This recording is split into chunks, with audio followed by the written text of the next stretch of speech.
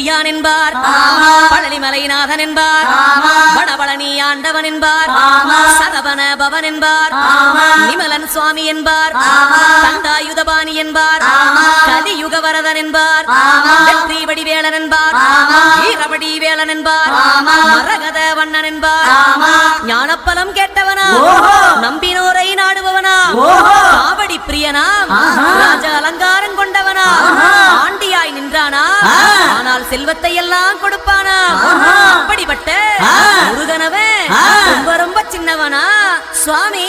சின்ன சின்ன